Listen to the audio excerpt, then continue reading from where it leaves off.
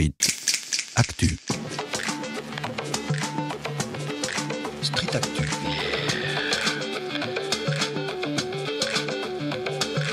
Street Actu. Actu. Et vous êtes toujours bien installés sur Radio Anthropocène. Aujourd'hui, nous sommes en direct de la Cité de la Chaussure et nous avons le plaisir de recevoir Thomas Uriez. Bonjour Thomas Uriez. Bonjour. Alors merci d'être avec nous aujourd'hui. Vous êtes le fondateur de la marque de jeans fabriquée en France 1083 et vous allez bientôt publier avec Éric Boel la perma-industrie vers des écosystèmes d'entreprises réellement durables chez Erol. Alors Thomas Uriez, pour entamer cet entretien, 1083, pourquoi ce nom ? Alors 1083, c'est la distance qui sépare les deux villes les plus éloignées de l'Hexagone. Ça va de Menton au sud-est jusqu'à Porspoder, c'est un petit village au nord de Brest. Et donc notre démarche, c'est de parler de proximité, d'incarner la proximité, en proposant des jeans et des baskets qui sont fabriqués à moins de 1083 km de chez vous, ou que vous habitiez dans l'Hexagone. Alors ça nous fait très plaisir parce qu'on est notamment géographe sur Radio Anthropocène, donc cette petite anecdote est tout à fait plaisante. Est-ce que vous pourriez revenir un petit peu sur l'histoire de la marque et qu'est-ce qui vous a poussé à vous engager dans cette activité textile et de cuir ? Eh bien, c'est l'ennui et le sens. En fait, moi, à la base, je ne suis pas du tout dans le textile, pas du tout dans le commerce. Je suis informaticien. J'ai exercé pendant 4 ans comme responsable informatique à Grenoble et je m'y suis ennuyé. Et puis je voulais, depuis tout petit, je lis un roman tous les week-ends. C'est la ville de ma mère, de mes grands-parents, de mes arrière-grands-parents. Et donc je voulais pas qu'on vende leur maison. Donc du coup, j'ai décidé de déménager à Romans en 2007, d'ouvrir une boutique de vêtements bio-équitables dans cette maison familiale qui est en face de Marc Avenue. Et donc la proximité de Marc Avenue plus le sens m'ont conduit à ouvrir une boutique de vêtements bio-équitables en 2007. Donc à l'époque, le Made in France, le bio, le commerce équitable, c'était pas trop la mode, mais ça faisait déjà sens pour moi. Au bout de 4-5 ans d'apprentissage de ce métier de commerçant, mes fournisseurs, donc des marques assez engagées, mais très ethniques dans la forme, ont fermé. Et moi, j'étais un peu frustré d'un paradoxe qui est qu'en fait, ces vêtements très engagés dans le fond étaient trop engagés dans la forme, trop ethniques en quelque sorte. Et du coup, ça désengageait les consommateurs, puisque c'était trop singulier en quelque sorte. Et à la fois, j'ai compris à travers cette expérience-là que tout le monde est écologiste en fait et tout le monde respecte les gens si on est en responsabilité. Si on voit les conséquences ou si on vit les conséquences des choix qu'on fait, eh ben on fait bien. Les pesticides par exemple, on ne sait pas si on en produit indirectement lorsqu'on consomme des fruits et des légumes parce que c'est pas nous qui fabriquons. Mais qui parmi nous, dans son jardin, va mettre des pesticides sur les carottes qu'il va manger lui-même ? Personne. Donc en fait, dès qu'on est en responsabilité, on est écologiste. De la même manière, si on a des enfants, on ne va pas les mettre à l'usine si on peut les mettre à l'école. Et donc en fait, cette logique entre la proximité et la responsabilité, elle m'a frappé et elle m'a donné envie de faire des vêtements plus proches. Alors plus proches en kilomètres, on en a parlé avec les 1083 km, mais plus proches aussi dans la désirabilité. Et donc c'est là où je me suis dit on va troquer le bonnet péruvien, on va faire des jeans parce que tout le monde en porte, les hommes, les femmes, les jeunes, les vieux, les catholiques, les musulmans. Et donc l'idée de 1083 est née à ce moment-là, 5 ans après l'ouverture du magasin, en 2012. Et puis on a lancé en 2013 en financement participatif et puis à partir de là on s'est développé. Et alors il faut que vous nous parliez un petit peu de tous les défis que vous avez dû relever, de toute la complexité qu'il y a eu à réindustrialiser des chaînes de production textile en France. Oui, en fait, heureusement on ne savait pas trop ce qui nous attendait parce qu'en fait ça nous paraissait évident et simple de faire un jean, tellement on en porte partout. C'est un savoir-faire qui est partout dans le monde, qui a été très fort en France jusqu'à la fin des années 90, puisqu'on fabriquait encore des centaines de milliers de jeans en France en 98. C'était notamment Levi's qui avait une usine dans le nord de la France. Et lorsqu'elles ont délocalisé, tout l'écosystème s'est effondré. Comme à chaque fois, en fait, comme dans la nature, lorsqu'on a une filière c'est comme une forêt. Il faut des années pour qu'elle se construise et il faut quelques secondes, quelques jours parfois, pour que tout s'effondre. Un incendie peut complètement raser une forêt. Et les délocalisations, c'est pareil. Si on perd des gros acteurs, tout l'écosystème autour, les écoles, les réparateurs disparaissent. Et donc nous, on a décidé de redémarrer l'aventure du jean en s'appuyant sur quelques acteurs qui ne faisaient plus de grande production, mais qui avaient encore soit des machines, soit du savoir-faire. Et donc, en 10 ans, on a relocalisé la filature, la teinture, le tissage, l'ennoblissement, la coupe, la confection, le délavage, pour relocaliser même cette année jusqu'à la matière première, puisqu'on a lancé des jeans en coton français, grâce à l'agriculture raisonnée, à l'économie circulaire. Donc en 10 ans, de A à Z, on aura tout reconstruit la filière. Après, c'est un travail de tous les jours, c'est très difficile, c'est long, c'est laborieux, mais c'est le chemin vers la relocalisation. Parce que jusqu'à présent, vous n'aviez pas réussi à relocaliser l'intégralité de la chaîne de production. Exactement. Sur certaines matières, par exemple, vous aviez des difficultés d'approvisionnement en local. Oui, en fait, le coton, par exemple, 99% du coton de nos jeans, c'est du coton bio qui vient de Tanzanie. Ouais.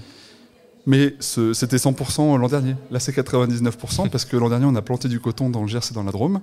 Du coup, on a pu, sur ces 3 hectares, récolter 1,8 tonne de coton qu'on va égrener. Ça va nous faire 600 kilos de fibres. À ces 600 kilos de fibres, on va rajouter 600 kilos de fibres de coton recyclé issus de nos vieux jeans qu'on vient effilocher. Ça fait donc 1,2 tonne. Et avec cette tonne de coton français, moitié recyclé, moitié cultivé, de manière raisonnée, sans irrigation artificielle, eh bien, on va produire 1200 mètres de tissu, ce qui va nous permettre de faire à peu près 1200 jeans. Et donc, ces 1200 jeans sont les premiers jeans 100% français, du coton jusqu'au bouton. Il nous aura fallu 10 ans pour relocaliser cette filière en entier. Maintenant, c'est qu'une petite partie des jeans 1083 qui sont comme ça. Tous les autres sont bio, sont tissés, confectionnés en France, mais ne sont pas encore avec du coton français. Ça va venir petit à petit. On aimerait presque vous suggérer de produire 1083 jeans et pas 1200 pour... En fait, c'est ce qu'on a fait. Quand on a vu qu'on était parti pour avoir que une quantité qui permet de faire 1200 jeans, on a capé les précommandes sur Ulule qui se terminent le 28 mai. On les a capées à 1082 pour être précis, parce qu'on ne veut pas que le 1083e soit l'objet de spéculation. Donc en fait, on l'a retiré du marché. Il sera dans notre musée. Et, voilà. Et qu'est-ce que je voulais dire ? Oui, justement, quand on est du coup dans la nécessité d'importer des matières premières, comment justement on choisit l'origine de ces matières premières ? Au plus proche, au plus propre. Donc c'est assez simple. Par exemple, tous les tissus sont faits en France, toute la confection est faite en France, toute la coupe est faite en France, tout l'ennoblissement est fait en France. Par contre, sur la filature, pour toutes les filières qu'on maîtrise, toutes les technologies qu'on maîtrise, on le fait en France. Mais il y a certaines technologies qu'on a perdues, notamment le cardage. Et donc là, eh bien, en fait, on le fait en Italie. Le cardage, pardon ? Le coton cardé, c'est en fait un coton qui est un peu plus trié que le coton open-end, la technologie qu'on maîtrise en France. Donc quand c'est de l'open-end, on le fait en France. Quand par contre c'est du coton cardé, on n'a plus l'outil de production en France pour l'instant, donc on travaille à le relocaliser, et en attendant de le relocaliser, on le fait au plus proche en Italie. Pareil pour les teintures, 70% des teintures fabriquées de nos jeans sont faites en France, mais des teintures qu'on ne sait plus faire en France, comme la teinture indigo, et là on va au plus proche, en Italie. Et ces 70% vont devenir 80, 90, 95% au fur et à mesure qu'on va relocaliser pour ces 10 prochaines années, comme on l'a fait sur les 10 précédentes années. Et alors, si on monte un petit peu en généralité sur le secteur de la mode, on le sait, la fast fashion, c'est une industrie qui est très très polluante. Alors, j'ai pas les chiffres sur l'empreinte carbone du secteur. J'aurais dû mieux préparer cet entretien. Mais est-ce qu'on assiste dans le même temps à une inversion de paradigme, selon vous, avec l'essor de la friperie, de la recyclerie, de marques comme Vinted, où on est vraiment dans une logique plus d'économie circulaire, et puis vous également à travers une logique du Made in France, de la relocalisation. Est-ce que vous pensez qu'aujourd'hui on est à une nouvelle ère du textile ou de la mode ? Oui, clairement, on est au début d'une nouvelle ère. Après, le business de la mode classique continue de représenter des milliards d'euros. La fast fashion, qui est si peu chère, nous fait dépenser tellement d'argent qu'en réalité, elle nous coûte très cher. Pour autant, c'est devenu inaudible pour une marque de mode de ne pas être éthique aujourd'hui. Si vous êtes inquiet du réchauffement climatique, consultez les publicités des marques de mode, on est tous sauvés. Elles sont toutes équitables, toutes écologiques, tout le monde est merveilleux. Ce greenwashing, il est un peu scandaleux, mais il est très encourageant, parce qu'en réalité, il est le témoin de l'évolution du monde. Il y a 15 ans, quand j'ai démarré dans la mode éthique, ce qu'on disait était anachronique, vraiment marginal. Aujourd'hui, tout le monde fait écho à ces valeurs-là, c'est trop bien, on a œuvré, milité pendant 15 ans pour ça. Par contre, il faut que ça le transforme en acte aujourd'hui, et le fait d'en parler engage ces marques-là à faire de mieux en mieux et de plus en plus, puisqu'elles doivent tenir leurs promesses, qu'elles avancent un peu tôt. Mais moi, je crois que cette marche-là, elle est inéluctable. Le gros problème de fond aujourd'hui, c'est plus trop la manière dont c'est fabriqué. C'est un vrai sujet et il y a beaucoup de progrès à faire. Mais le cœur du sujet, c'est la surconsommation et la surproduction. Le principal élément polluant d'un vêtement, c'est qu'on en consomme trop. Donc l'enjeu, c'est de remplacer une consommation de quantité par une consommation de qualité. Et nos pays consommateurs, nos pays occidentaux, ont une énorme carte à jouer, tellement économiquement et écologiquement, on gagnera collectivement à consommer mieux et moins. Quand un jean conventionnel que vous achetez dans un magasin français ne génère pour l'économie locale que la TVA en France et la marge du commerce en France, lorsque vous êtes dans une marque Made in France, L'argent que vous dépensez irrigue la TV en France, le commerçant en France, la marque en France, l'atelier de délavage en France, l'atelier de confection en France, l'atelier de coupe, de tissage, d'ennoblissement, de teinture, de filature. Et automatiquement, sur les 100 € que vous dépensez, il y en a 98 qui restent sur le territoire. C'est du coup infiniment plus efficace que les 50 € que vous laissez quand vous achetez un jean de marque. Et donc ça, c'est vraiment la clé. Je pense que tout le monde s'en rend compte, même nos politiques, puisqu'aujourd'hui ils parlent tous de réindustrialisation. C'est heureux, et donc c'est ce qui nous rend confiants. Et vous parlez du fait que justement l'une des problématiques du secteur d'activité que serait la mode, c'est précisément la surconsommation de vêtements, etc. Alors en fait, comment on engage une inversion de paradigme quand, dans le même temps, ce secteur il fonctionne également par le renouvellement permanent des collections qui sont censées être produites chaque année, et finalement une forme d'hubris du désir qui doit toujours être réactivé avec la publicité, etc. Est-ce que, alors vous, personnellement, vous avez des collections annuelles, et est-ce que c'est encore compatible, ce modèle, avec l'anthropocène qui serait l'ère dans laquelle on est rentré aujourd'hui ? Alors, il y a quand même un truc qu'il faut avoir en tête, c'est qu'on peut regretter que la mode ne soit pas raisonnable, mais elle ne l'a jamais été. Quand on était tous poilus, qu'on vivait dans des grottes et qu'on était des femmes et des hommes préhistoriques, on n'avait pas besoin physiologiquement de se vêtir, puisqu'on était comme les animaux, armés pour affronter notre environnement sans vêtements. À la différence des animaux, on avait une conscience, c'est ça qui a fait notre différence, et cette conscience, en fait, elle nous a amenés à avoir le besoin de s'exprimer à travers son apparence. Et c'est ce besoin identitaire qui est le besoin primitif de la mode. Et ça ne changera jamais. Donc la désirabilité, c'est pas un problème en fait. C'est le seul levier que l'on ait pour donner envie aux gens de consommer mieux. Le problème, c'est qu'on fait face à une concurrence un peu déloyale, puisque consommer pas cher, ça donne un plaisir immédiat, imparable. C'est agréable d'acheter. Et quand vous achetez beaucoup, vous avez plein de petits kiffs, à la différence de quand vous achetez peu, vous avez peu de kiffs. C'est un peu trivial, mais moi je compare la fast fashion à Tinder. C'est des plans cul en fait, c'est-à-dire qu'on consomme comme ça, la consommation, ça fait son job, mais en réalité, c'est pas profond. Et donc si on veut se désintoxifier du plan cul, il faut trouver autre chose, et c'est l'histoire d'amour en fait qui vient nous décontaminer de ça. Et donc l'enjeu, pour cette histoire d'amour, il faut qu'on donne plus de plaisir aux gens en achetant de la qualité que de la quantité. C'est pour ça qu'on a besoin d'usines en centre-ville, pour que les gens vivent les savoir-faire qu'il y a derrière nos métiers, comprennent la valeur de ce que l'on fait, essayent de le faire eux-mêmes d'ailleurs, en essayant de fabriquer leur propre jean, et ils vont bien voir en galérant pendant 10-15 heures pour faire un jean pas très réussi, que ça peut pas valoir 30 € un jean, tellement c'est difficile à faire. Ensuite, aimer l'acheter, là pour le coup comme la fast fashion, et aimer l'user, le porter, en parler. Tous ces plaisirs-là, on doit les susciter si on veut donner plus de plaisir qu'à travers l'achat d'un jean 1083, qu'à travers l'achat de 3 ou 4 jeans H&M. Et c'est ça notre enjeu. Et comment on fait pour que justement les histoires d'amour, elles ne s'adressent pas uniquement à ce qu'on va appeler les bobos ou les personnes un peu aisées, mais à toutes les catégories de population ? Et bien pour ça, il faut faire des jeans qui cochent toutes les cases. Et ça se construit, ça se fait pas du jour au lendemain. Nous, on propose pas les meilleurs jeans du monde, mais on a la volonté de les créer en quelque sorte. Et d'année en année, on progresse. Donc ça veut dire faire une marque cool, faire une marque que l'on comprend, faire des jeans de qualité, faire des jeans qui font des jolies fesses, faire des jeans pas trop chers, ou en tout cas rentables, parce que du coup, on peut les porter longtemps. Tout ça, ça finit par convaincre tout le monde. Et la chance que l'on a quand même, c'est que dans le jean, tout le monde en porte. Donc en fait, on voit il y a plein de marques qui sont très universelles dans la mode parce qu'elles sont dans le jean. Levi's, ma fille, moi et mes parents, on en porte.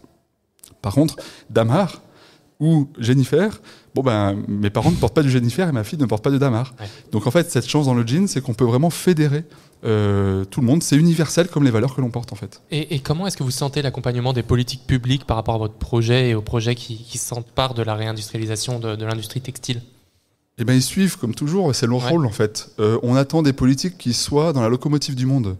Mais un politique, il est élu par la masse. Et donc, il ne peut pas être dans la locomotive s'il veut être élu. Et personne ne voit s'il est dans la locomotive. Un politique, il est dans le wagon-bar. Il est là où il y a les gens. Et donc, aujourd'hui, la société, elle est forcément en amont, en avance de la politique. Et là, les politiques, comme tout le monde, est touché, a envie d'agir, et donc suit le mouvement. Et sur le territoire romanais ? Pareil, il y a une vraie prise de conscience de plus en plus forte de l'intérêt de la relocalisation. Les masques, pour ça, ont été un élément déterminant, tellement on s'est trouvé sec de savoir-faire et de capacité, puisqu'on avait perdu nos usines. On a vécu le fait qu'on était fébrile de ça, donc tout le monde se retrousse les manches ensemble pour localiser. Bon, alors vous le comprenez, sur Radio Anthropocène, on est rhabillé pour l'été entre les slips et les jeans. Si on se penche maintenant un petit peu plus sur votre engagement intellectuel, on l'a dit, vous allez publier... vous l'avez déjà publié ou vous allez le publier ? Non, on est en train de le fignoler là, donc ça sera publié cet automne. D'accord, donc avec Éric Boel, un ouvrage qui s'appelle « La perma-industrie vers des écosystèmes d'entreprises réellement durables » aux éditions Erol. Est-ce que vous pourriez nous expliquer un petit peu ce que c'est que la perma-industrie et votre vision de ce terme ? Oui, alors en fait, la réflexion originelle, c'est de se dire, c'est quoi notre monde ? On compare notre monde, notre humanité en quelque sorte à une économie, souvent on parle d'économie de marché, etc. Et nous, on s'est dit, si on était Thomas Pesquet, qu'on était dans la station spatiale, on regarde la Terre, qu'est-ce qu'on voit ? On voit une économie, on voit autre chose. Et nous, on s'est dit, en fait, on pense qu'on voit plus une industrie qu'une économie. Pourquoi ? Parce qu'en fait, on voit des flux de gens, de produits, etc. On ne voit pas des euros qui traversent les océans. On voit des flux. Et en fait, ces flux, c'est comme les flux d'une usine. Si vous vous mettez dans la cité de la chaussure, dans un atelier, et que vous regardez ce qui se passe, vous voyez des flux. Et on s'est dit, tiens, c'est intéressant en fait de comparer le monde à une industrie, puisque l'industrie, c'est quoi ? C'est produire et faire ensemble. À la différence de l'artisanat, on est tout seul. L'industrie, on forme une équipe avec des complémentarités de savoir-faire. C'est une équipe. La nature, elle fait pareil en fait. Sauf que son produit à elle, à la nature, c'est pas un service comme l'industrie de la banque, c'est pas une œuvre comme l'industrie de la musique, c'est pas un produit comme l'industrie automobile, c'est la vie, son produit.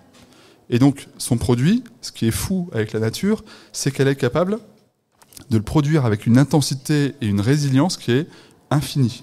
Je veux dire qu'il pleuve, qu'il y ait des incendies, qu'il y ait des ouragans, des astéroïdes, qu'on soit sous la mer, sous terre, sur terre, dans les airs, quoi qu'il se passe, la nature, elle produit son produit, la vie.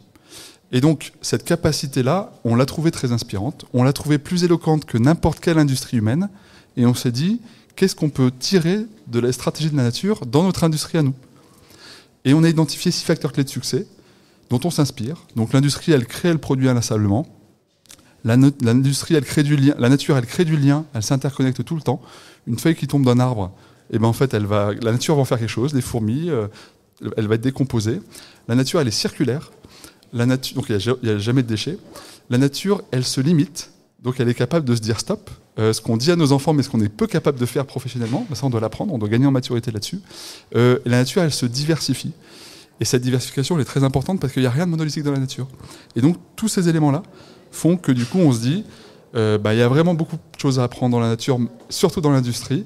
Et donc pour que ce soit digeste et compréhensible, il faut qu'on trouve un nom. Et donc c'est comme ça qu'on en est venu à imaginer ce nom de perma-industrie. Et c'est très inspirant. On est ravis de vous avoir reçu, Thomas Huriez. Et hélas, notre entretien touche à sa fin. C'est toujours très court. Merci d'être venu sur Radio Anthropocène aujourd'hui en direct de la Cité de la Chaussure. Avec plaisir, merci à vous. Et je rappelle donc pour nos auditeurs et auditrices que vous êtes le fondateur de la marque du jean fabriqué en France 1083. Alors peut-être, je me permets, où est-ce qu'on peut retrouver tous vos jeans et vos productions ? Alors nos chaussures ici à la Cité de la Chaussure, parce qu'avec l'atelier Max Vincent, Insoft et Archer, on fabrique nos baskets. Il y a plein d'autres marques trop cool locales ici. Et puis sinon, 500 mètres plus loin, en face de Marc Avenue, la boutique 1083 avenue Gambetta. Et sinon sur internet 1083.fr. Un grand merci Thomas Huriez. Merci à vous. Street Actu. Street Actu.